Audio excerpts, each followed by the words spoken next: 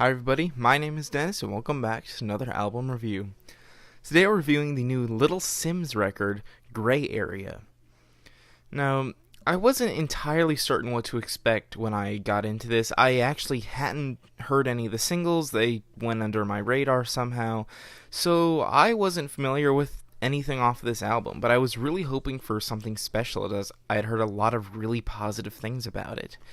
And I was not let down by any means whatsoever. Nearly every track on here is amazingly produced, has great flows, and all of the songs are really amazingly written and cover a pretty wide variety of themes that still are all connected to certain extents.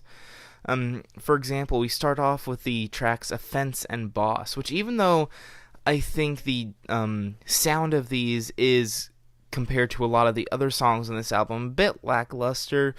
Offense, a lot of it because of its cartoony sampling towards the end of it feels a bit odd and out of place, and Boss, the vocals sound distant and almost disconnected from the beat at certain times.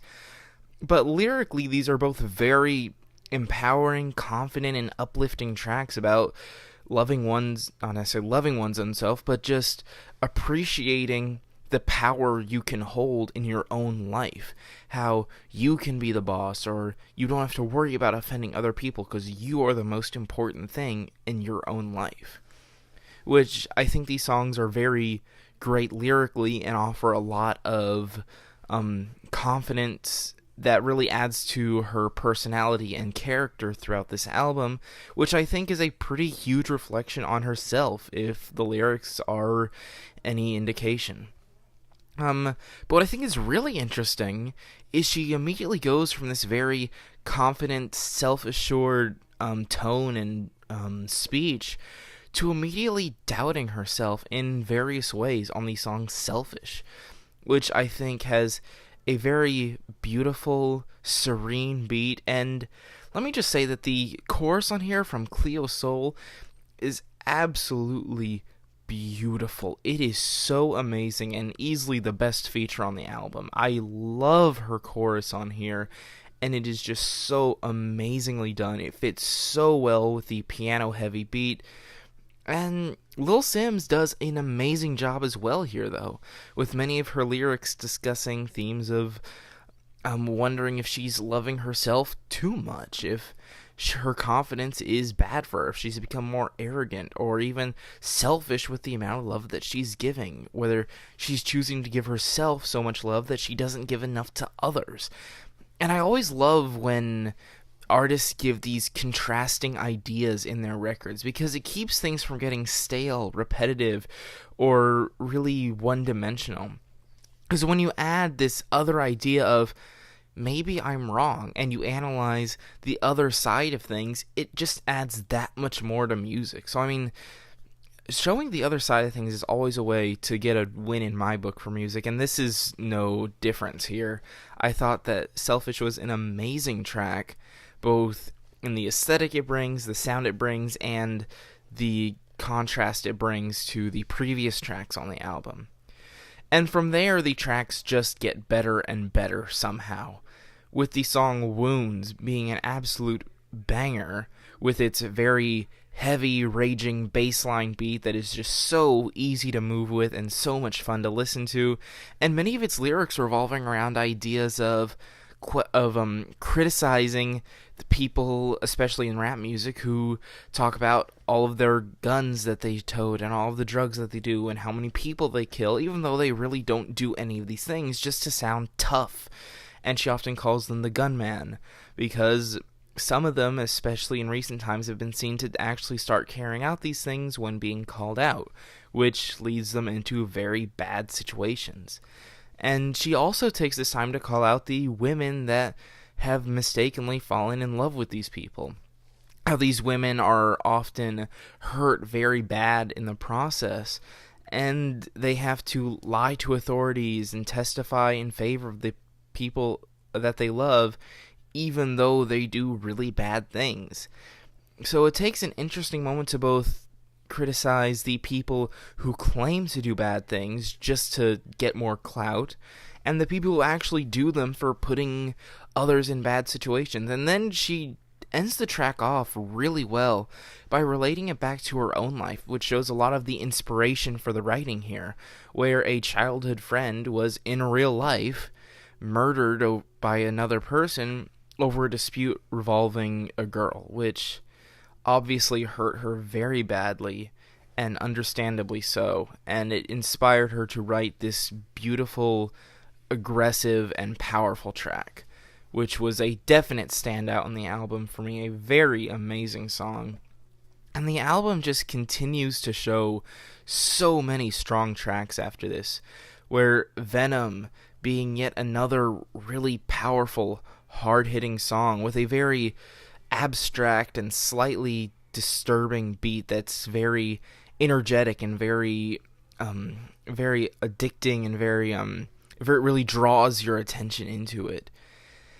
And the lyrics, once again, are so amazingly written here as well. A lot of this being about how people wouldn't want a woman to be in power, and they oftentimes will try to take her down when they think that, oh no, this female is getting to be higher up than many of the males, and that scares a lot of people, and they want to take her down.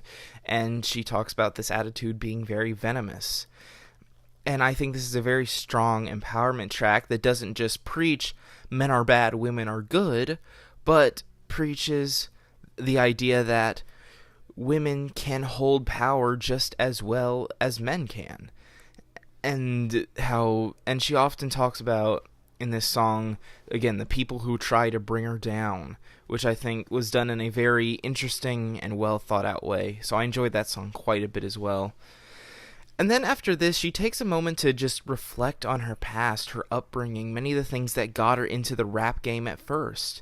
And this is all in the song 101 FM, which had a fun beat, but I think it's a very lighthearted approach contrasted with her more dark delivery in a bit of an off-putting way. It's still a fun track overall, even if it isn't one that I would go back to necessarily, especially when compared to a lot of the other songs on here.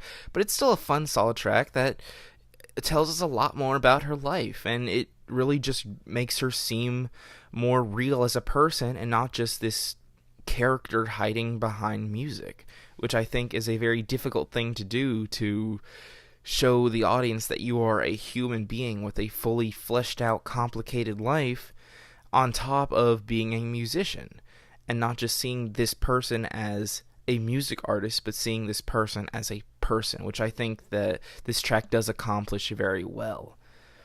Then she begins to talk more about pressure, both receiving it and giving it back, on the song Pressure, where she talks about how being black and as well as being female in becoming more successful has had a lot of people try to pressure her to conform to a more whitewashed idea and view of what someone should be like. And then she goes on to counteract this with her own pressure to not conform, to say, I'm gonna be my own person, and you're gonna be okay with that, and I don't care. You're gonna be okay with that, and that's what I say. That's final. Which I think is a very bold power move that adds a new spin to the whole idea of I'm not gonna deal with the man, but it doesn't, because many tracks, especially in the punk rock genre, have the same idea of, well, I'm not gonna follow the leaders, I'm gonna be my own person, screw society, whatever. But this doesn't just blatantly lay that out without any context. This gives a lot of meaning, a lot of background, and a lot of heart to what's being said, which I think is absolutely amazing, because it just takes a very common theme to that next level that makes it go from an eye-roll topic that's been done 50 times over to an actual interesting, powerful message, which I think she did an amazing job of doing. I also really enjoyed the song Therapy, where she goes on to actually show us what I think is a discussion she's having with the therapist, where even though the therapist doesn't talk in this song per se, even though I guess you could debate that the last verse is the therapist's response just in her own voice, I take a lot of this just to be what she's saying to her therapist, because it's a very construed, different, and kind of all over the place mindset with all these different ideas, thoughts, and feelings just being spilled out all over the place with seemingly no rhyme or reason. But I do think that there is an intricate beauty to it, because it shows just how much goes on inside her head. And even though it may be difficult to understand all of it, it shows just how much she's thinking about, and it shows all the all the thoughts that go on through her head, which I think is a really powerful moment as well, where she even starts to talk about, I don't know why I'm doing therapy, I don't know why I'm sitting down on this couch. And it's a very touching moment in a lot of ways, where we just get to see more about her personality. And she does later on in the song Sherbet Sunset tie a lot of the previous ideas on the album back into relationships, where she talks about her failure of relationships and how a lot of it was based on other people cheating on her and not telling her about it. And it explains a lot of the feelings that she has in previous songs on this album. On the song Selfish especially, where she feels like she can never give enough love. But then on this song we see people throwing that love away and taking it for granted, which I thought was very great. And I especially loved the very upbeat, fun back music that goes with it, with a really interesting mix of what sounds like guitars, pianos, and even some very light orchestral strings, which I enjoyed quite a bit. And really the album is all tied up with the song Flowers, which even though it's very subtle, a big theme across the entire album is that of memories. Whether it be the memories of relationships or the memories that lead to very dark, depressing, even suicidal thoughts like we see on the song Venom. I forgot to mention that earlier, I'm sorry.